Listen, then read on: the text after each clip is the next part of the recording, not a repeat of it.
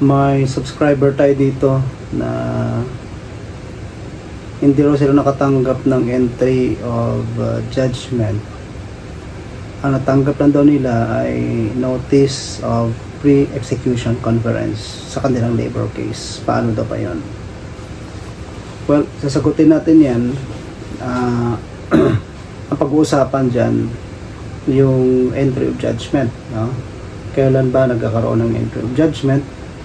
And pangalawa, kailan ba nagkakaroon ng execution proceedings, no? And ano ba tong pre-execution naman, no?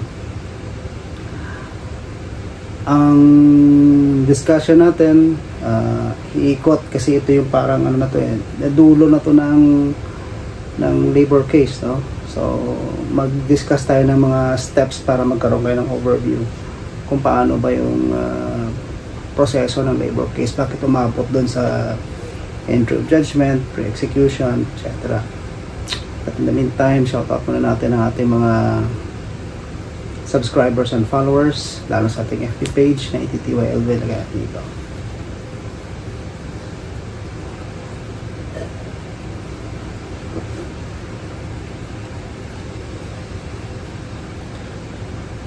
Yung kaso kasi sa NLRC, di ba? I-review lang natin yung steps.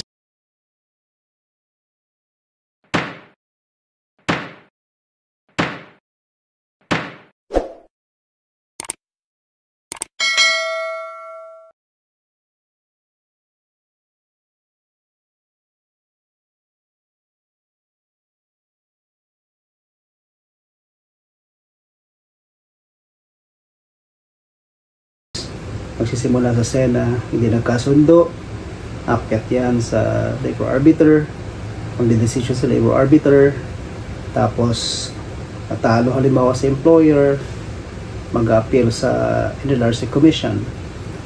Pagkatapos mag-appeal sa NLRC Commission, kinatigan halimbawa yung decision ng labor arbiter, nag-file ng motion for reconsideration or MR, na-deny yung MR, tapos na ang kaso after 10 calendar days. Yun lang yun.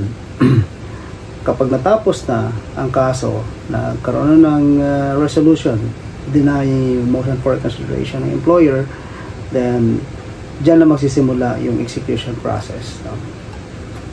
Nagsisimula yan dahil natapos na ang kaso, mayroon ng lumagpas na yung 10 calendar days sa ilan ng ating 2011 NLRC Rules of Procedure. Paglagpas ng 10 calendar days, naging final executory na yung decision. After na maging final executory decision, mag-i-issue ng entry of judgment. So, after 10 days, yung sinasabi natin, naging FE na yung kaso, ang entry of judgment i-issue kapag mayroong proof of service doon sa respondent. Yung patunay na natanggap nila yung copy ng decision ng labor ng NLRC Commission, denying yung resolution, denying yung kanilang MR halimbawa through a resolution. Ngayon, kung wala namang proof of service, tapos yung certification wala rin, no? In 60 days, no? It shall be considered as final executory na after 60 days. So, doon pa lang i-issue ang entry of judgment.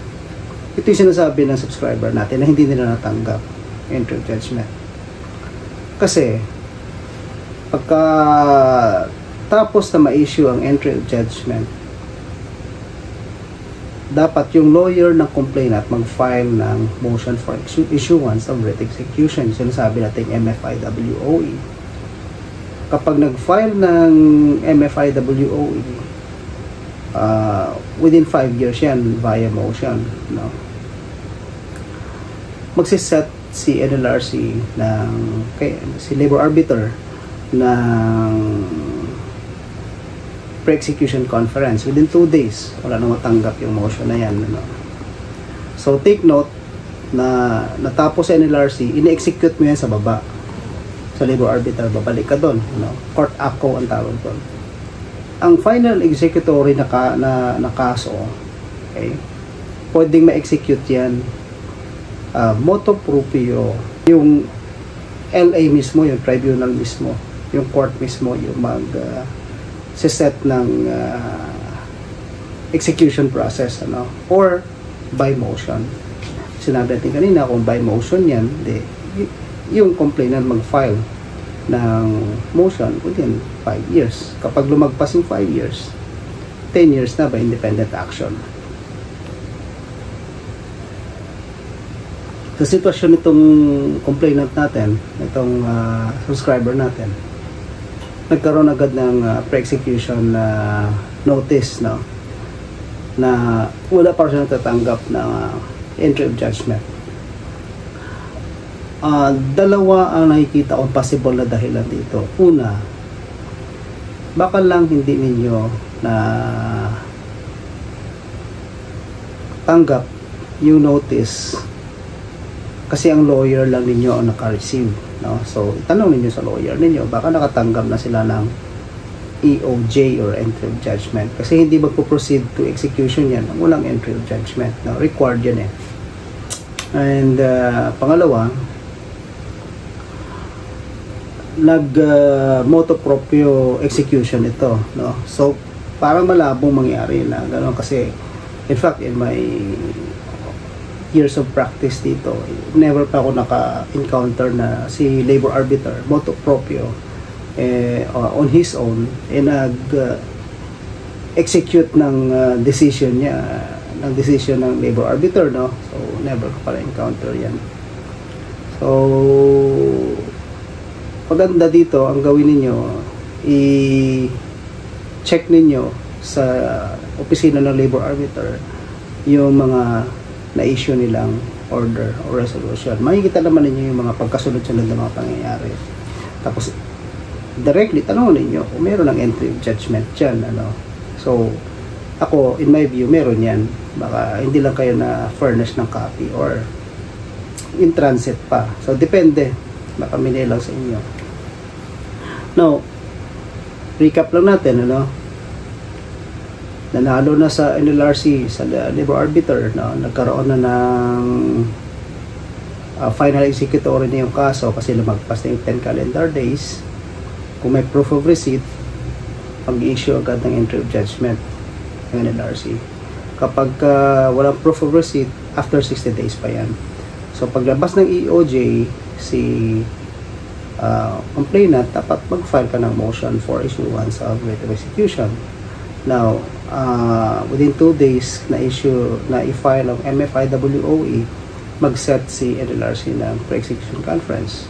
Tatapusin ang pre-execution conference within 15 calendar days. Although I heard na merong omnibus parang rules na inilabas or omnibus guidelines na inilabas ng NLRC na did away with the pre-execution conference, ano. Pero well, nasa rules, nasa 2011 NLRC rules na may pre-execution conference, kasi importante din yan para ma-trash out yung details, yung final computation, etc., no? Diyan pinag-uusapan yan. So I hope na you guys, no, you learn something from this video, and if you do, share na lang ninyo sa mga kakilala ninyo, sa mga kaibigan, relatives. And again, thank you for watching this video, and I hope to see you in my next ones. God bless.